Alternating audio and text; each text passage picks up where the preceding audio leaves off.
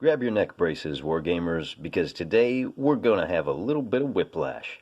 I know what the video title said, a review of Chaos in Cairo.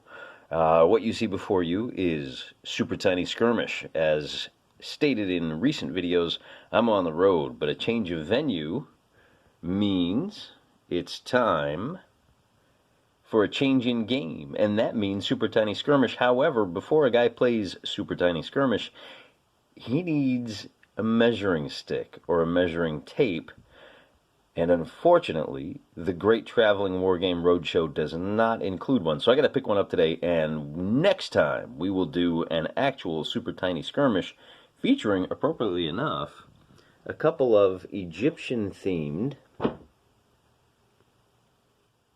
figures from everyone's favorite 10mm fat manufacturer, Pendraken Miniatures. Until then, we are going to stick with the Egyptian theme and review Chaos in Cairo. Pulp Skirmish Miniature Battles. Chaos in Cairo is by 4-Color Figures, and it uses the GoalSystem. For those of you that don't know, GoalSystem is a moderately stat-heavy kind of game system. We'll look at a stat for the Doctor. He is a unique character. Well, you know what? I don't want to use a unique character. Let's go ahead and take a look at just your standard expedition leader. He's got a total of 8 stats: strength, agility, mind, resistance, move. He's got a damage resistance pool, fate, and vitality. Fate's a little bit like luck points. Most of these, for you experienced wargamers, should be fairly familiar. The GoalSystem uses not quite a bucket of dice system, more like a garden trowels of dice. Most of your stats are going to be somewhere around the 3 to 4 mark, and when you make a check, you're going to be looking for the number of goals that you meet. So if you have a stat of 4, for example, then any roll of a 4 or better counts as 1 success. So this roll would be 2 successes. If you roll a 6, that counts as 2 successes. So this particular roll would count for 3 successes. If this was an attack roll, then the defender would also roll his appropriate defense dice and count the number of goals he has. So to make this a little more obvious, we're going to make this 1, 2, 4, 5 successes, and this guy rolls 3 successes. So we have a success by 2. The differential is 2. So if this was a combat, then what you would do is say, okay, he scored 2 successes. Now our defender has to roll his defense dice. So if he's got a appropriate defense dice of 4, and it's a typical war game where there's going to be a host of modifiers, based on armor and how tough your guy is. Remember, he was trying to beat 2 successes. Well, he got 2 with this die, and then he got 1 extra, so he doesn't take any damage. In this case, 4 versus 4 with a 4 damage reduction is going to be a little bit tricky to get through, but the gods of the dice are fickle beasts, and you always got to roll because you never know how the numbers are going to come up.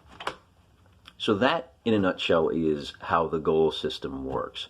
I like it because it uses enough dice to feel like you're really playing something, but not so many that you need a second table to contain the scatter. And you don't spend all day just counting dice. The game itself is an interesting one. It's not quite what I was expecting. It is full of pulpy goodness. However, I didn't see any, and let me pause for a moment to tell you, I haven't actually played this game. Those of you that have been following the series know that my next big terrain project is going to be 1 box of desert terrain that I can include with the rest of my stuff. And I haven't fully decided on whether my first game with the desert terrain will be pulpy goodness or modern-day anti-terrorist activity using something like Osprey's Black Ops. That's also on the agenda. I'm going to leave it up to you guys which one I do first, but I'm going to hard sell the pulp goodness here. I was expecting a game, a fairly typical game, where you design your own scenarios, design your own forces, and essentially you can put together a campaign if you want. This book is not that. This book is very much written from a campaign perspective. I didn't see any actual character creation rules in here. Instead, what they give you is 4 war bands. The Archaeologists, the Cult of Set, Swords of Ra, and the Mummies. The Cult of Set is exactly what you would expect it to be. It's a cult dedicated to the old gods. And then, of course, the Cult of Ra, the Swords of Ra, are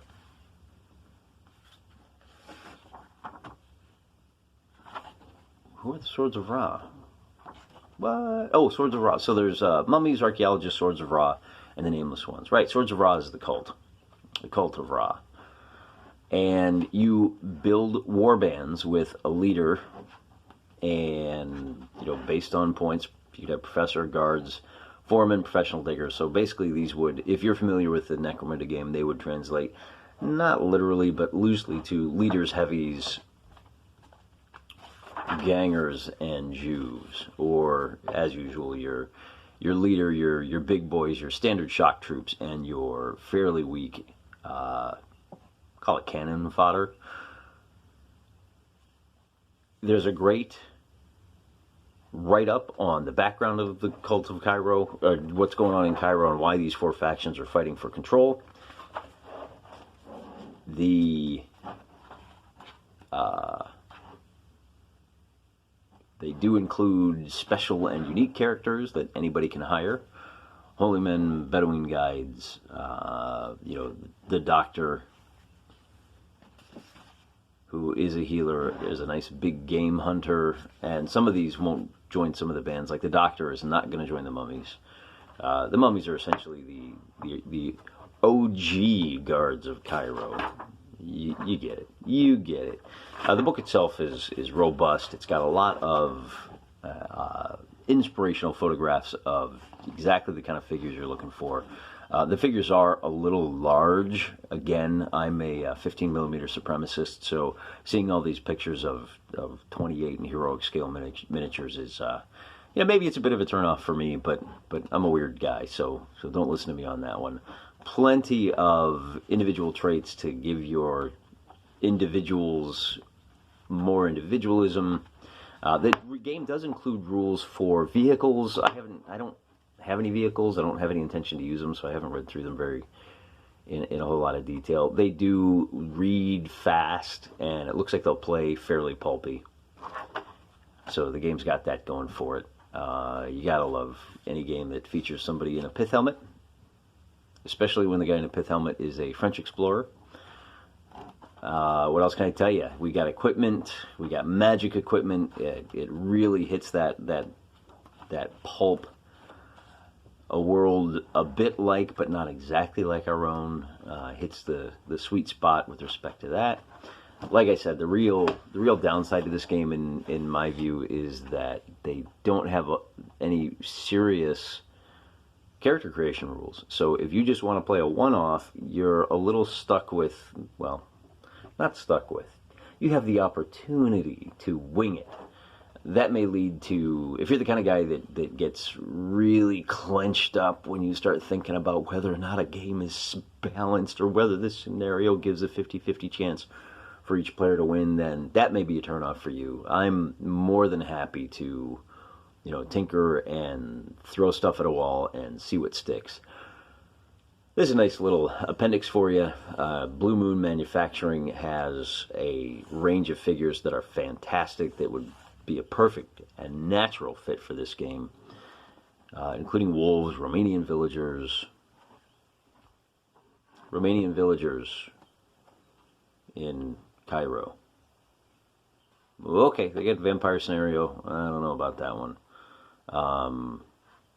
Oh, right, I know what this is, because there is another, if you like the rule set, but you're not entirely sold on the dry and dusty and ancient world of Egypt with mummies, Four Color Studios does have a companion volume called, I think it's Crisis in Carpathia, and that's one that deals specifically with vampires. And You could actually go ahead and combine these two games, and if you are the kind of whack job that doesn't have a problem mixing mummies and vampires in Egypt, or dragging a mummy from Egypt to Carpathia, then you could have your vampire warband fight a mummy warband, which might be a lot of fun. So I take it back. The more I think about it, the more I think, hey, what a great little appendix. Hey, since Four Color Figures focuses mainly on the superheroes, I think it's just fantastic that they're willing to say to you gamers, hey, go buy from this, our ostensible competitor. I think it's healthy for the hobby. I think that the better off that Blue Moon does with selling figures, it's a rising tide lifts all boats kind of thing. The healthier, the more we mix and match, the more different manufacturers we support, the better off the hobby as a whole, and the better off the hobby is for you. Of course, you're going to want a roster. Look around online. I have no doubt you can find a PDF of this to print off, so you don't have to crack your spine trying to photocopy it. But this gives you an idea of exactly how complicated this game is. You're looking at about, I don't know, 10 to 15 figures per warband. But looking at this record sheet, doesn't look like it's really all that complicated to track those figures as you play. So as I said, it's a great looking game. I haven't played it. I'm looking forward to. There's not, I got to be honest with you. I might be the first guy to talk about this on YouTube.